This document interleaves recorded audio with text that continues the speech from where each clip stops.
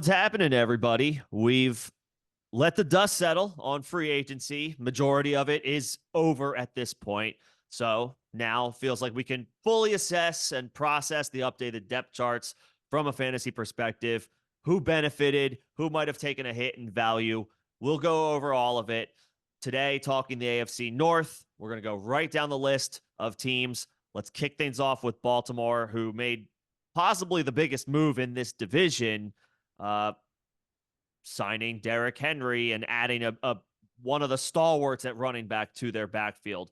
Will, what are your thoughts on Henry's addition to Baltimore from a fantasy perspective? Honestly, well, before I get to fantasy, hopefully it means they run the ball more than they did in that AFC Championship game. Only That five would help. carries was brutal. So I'm yeah, I mean the running back position or the room there in Baltimore has been kind of tumultuous the last couple of years, just with J.K. Dobbins seemingly always having an injury. Gus Edwards either being injured or coming in and getting the work, and you got Mitchell in there that flashed at moments last year. So Derrick Henry coming in and giving them a consistent running attack for the team in the league that is usually at or near the top of rushing attempts each year. I'm pretty happy for Derrick Henry's fantasy value in that sense. The question for him has always been the age in the last few years, and he seems to be bucking that trend, similar to how we saw Adrian Peterson at the end of his career as well. So I'm definitely in on Derrick Henry. I'm looking at ADP on Underdog. ADP of 40, the RB 40. 11 off the board. So You're looking, top of the fourth round. I mean, nothing wrong with that. That's pretty solid, especially now, they haven't re-signed Dobbins, or they didn't give him his fifth year, or no, second round. He wouldn't have the fifth year option. Sorry. But him and Edwards is out the door to LA. So it's just, from what I can see, really, it's just Henry and Keaton Mitchell. Justice Hill doesn't really do anything for me. So yeah, I'm all in on Derrick Henry this year. At that ADP, it's fantastic. What are your thoughts? Cost, top of the fourth round, getting what is a projected RB1 according to ADP. I'll hammer that all day long. I'm surprised that there's not a little bit more hype around him that is pushing that ADP higher, because I think the landing spot is great. Keaton Mitchell, ADP of about 178. So he's a zero RB dart throw. Or if you have Henry, maybe a guy that you target a round or so earlier to get the handcuff, depending on the format. But you would think that with Baltimore's typical style, this complements and fits Henry and the Ravens scheme perfectly. I think they bounce off of each other well. I see no reason why Henry can't have success in 2024. Motivated, playing for what looks to be a contender on paper. I like him at that cost. I think most of that's pretty much their main addition. They lost Devin Duvernay. Gus Edwards, you mentioned, he signed with the Chargers. Odell Beckham is still a free agent. So the Treadwell ancillary pieces have sort of moved on from Baltimore. Yep. Henry, is big boost to the hopes to return to the AFC Championship game. I would say so. Yeah, he's pretty much the only real fantasy player that was really affected as far as Baltimore goes here. From free agency, yeah. Exactly. Yeah, we're regarding free agency, which is, our focus for the video today. Yep. Moving on to Cincinnati at the Bengals. Obviously we saw them make some changes. Nick, what are your thoughts on what they've done so far? Yeah. Some stalwarts, Joe Mixon, Tyler Boyd, move on. They're kind of replaced with some satellite options. Zach Moss, he comes in, 2-year deal, just $8 million. Good for Zach Moss, getting another opportunity. I guess he's going to split work with Chase Brown, who looked like a spark plug late in the season last year when he got an opportunity. Yeah. Really added some home run juice to that Bengals offense late in the season. They were kind of going through it with having to turn to Jake Browning, but Chase Brown got an opportunity in there. And so you figure remains the upside guy that you're probably wanting to target in this Bengals offense. Zach Moss had a productive season last year, filling in for Jonathan Taylor for Indianapolis, but I mean, Chase Brown is the home run hitter here. His ADP is about 7 spots higher than Moss. I which I was certainly like surprised to both, see. but Brown feels like that all upside play, especially in best ball, that you're going to want to take a shot on. Yeah, I'm actually not sure what to think yet. And I'm a big Chase Brown guy, so I'm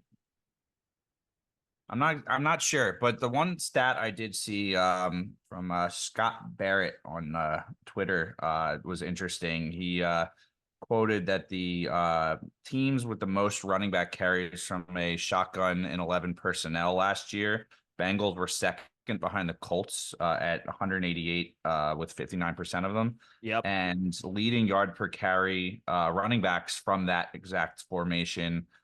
First, Jonathan Taylor with 5.24, but right behind him was Zach Moss at 5.2. And then Joe Mixon at that 4.59, kind of going hand in hand there with those Colts and Bengals top of that list. So similar schemes, exactly. favorable spot for Zach Moss. So if they're running that type of formation significantly, I could see Zach Moss repeating the type of production or even, exceeding it if he gets the more of the workload. Not having a Jonathan Taylor in front of him. I may lean Zach Moss over Chase Brown for that reason. So, but again, you're absolutely right. Brown is explosive. We did see that. He's always had a bit of a his tape sort of came out with his pass pro not being the best. But if he's on the field and he's getting work, then that works. So yeah, monitor both and see where ADPs. It may be a situation for me where if there is a drastic difference, I'll take the later guy. But yeah, that's fair. Moss is 7 picks cheaper than Chase Brown at this time, which is essentially the same for that. Right. I want to see it move a little farther, but sure. Mike Gesicki joins the team, replaces Irv Smith, who moved on. You could see Cincinnati maybe looking at adding tight end in the draft.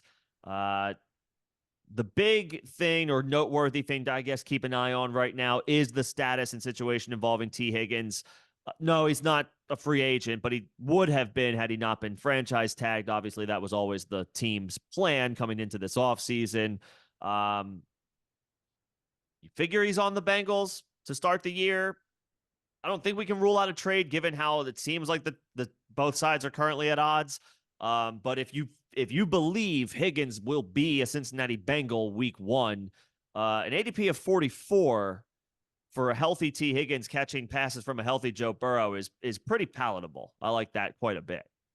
Yeah, for sure. And I think last year we just saw his ADP still people kind of looking for him to be a low end wide receiver 1, high end wide receiver 2, which I think he has the capability of doing. I'm just not certain it's consistently on this offense with Jamar Chase ahead of him. So, a pick in the top of the 4th is definitely more like you said, palatable, stomachable for me. But yeah, let's monitor what he's doing.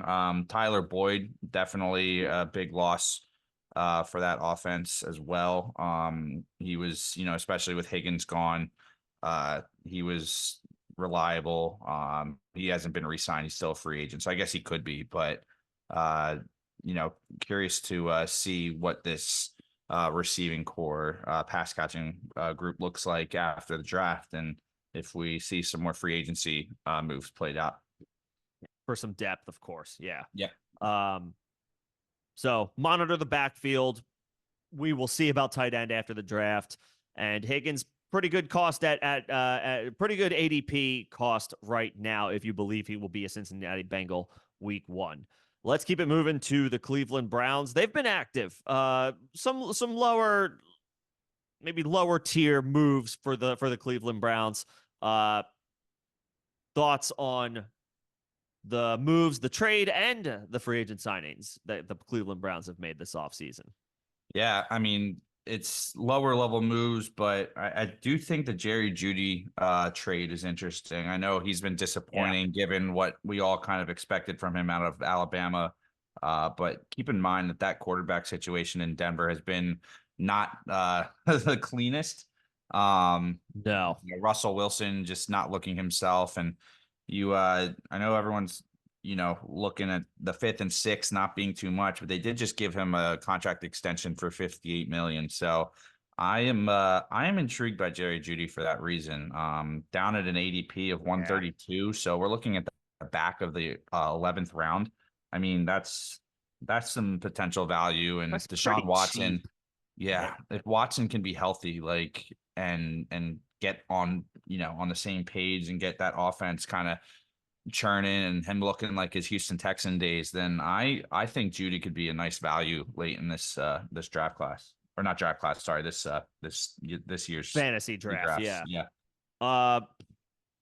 An ADP of 132. I mean, Judy has conceivably hit rock bottom in his career, but I mean, this is a boost to any scenario he has previously had. Like you mentioned, there should on paper this should be an upgrade in quarterback play with Deshaun Watson.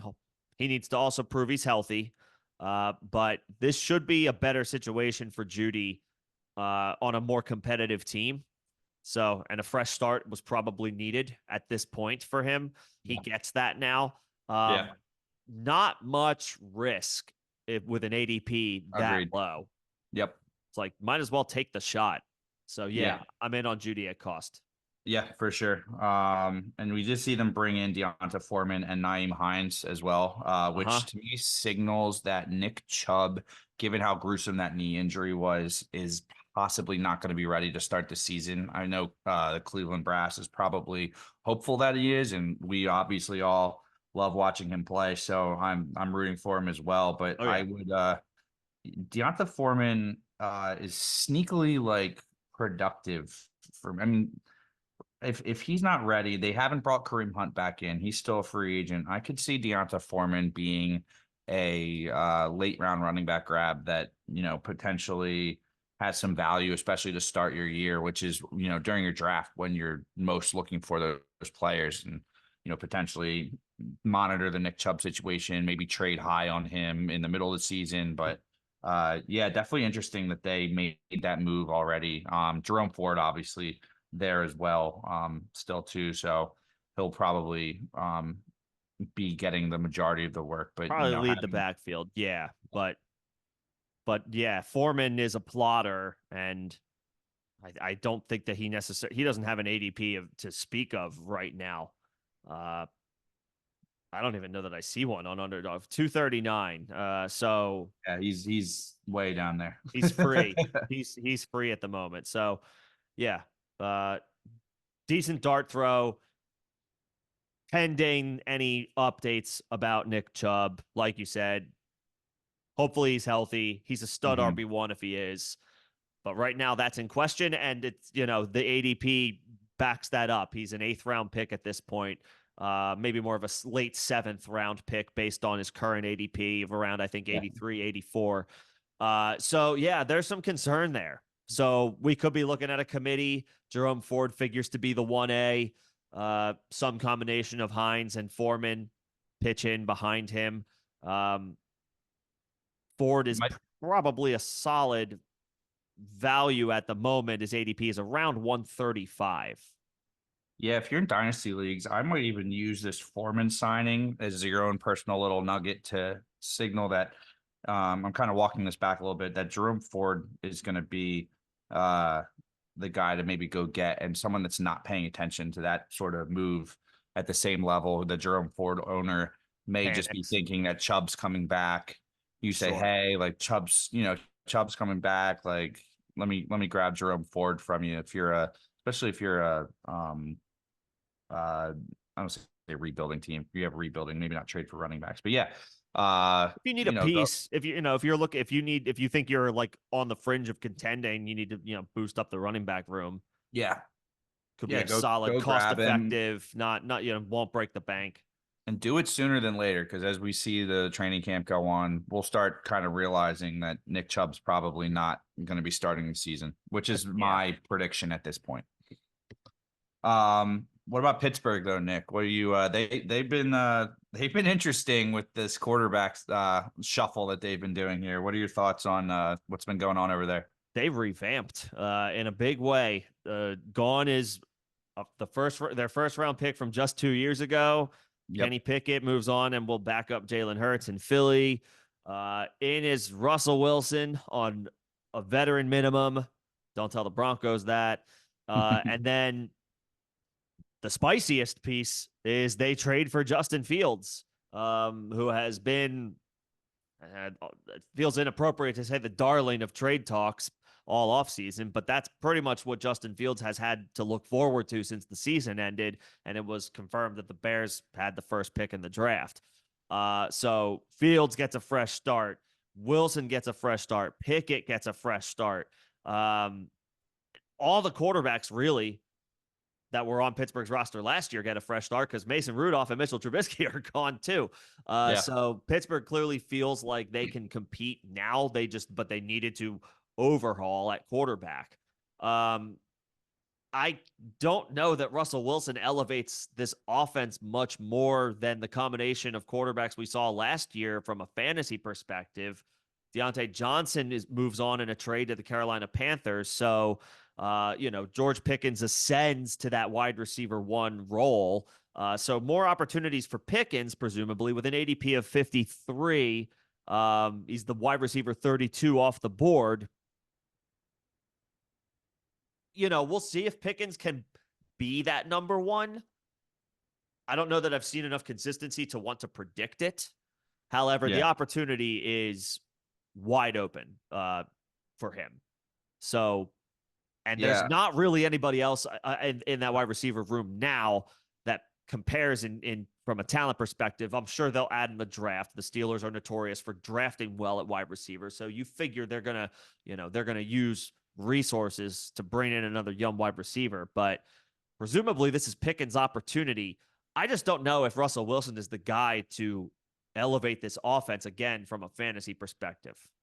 I'm going to actually disagree on that with one player in mind, and that's George Pickens, which I typically am not a big fan of, but I do really like Russell Wilson for his fantasy value. And the reason being, we saw Cortland Sutton last year and put up double-digit touchdowns, and really the only productive pass catcher that Denver had because of that type of production he got.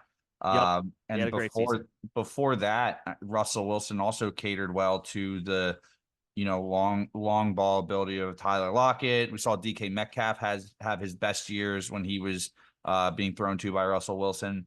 Even though Geno Smith has come in and looked pretty good for them, DK was putting up better numbers when Russ was there. So I think Pickens' play style fits what Russell does well for his receivers. I'm not saying that he's going to elevate this offense in general much, just based on what we've seen, hoping he does. But I like Pickens. He's going pretty rich, ADP 53. We're looking at in the fifth round there. So I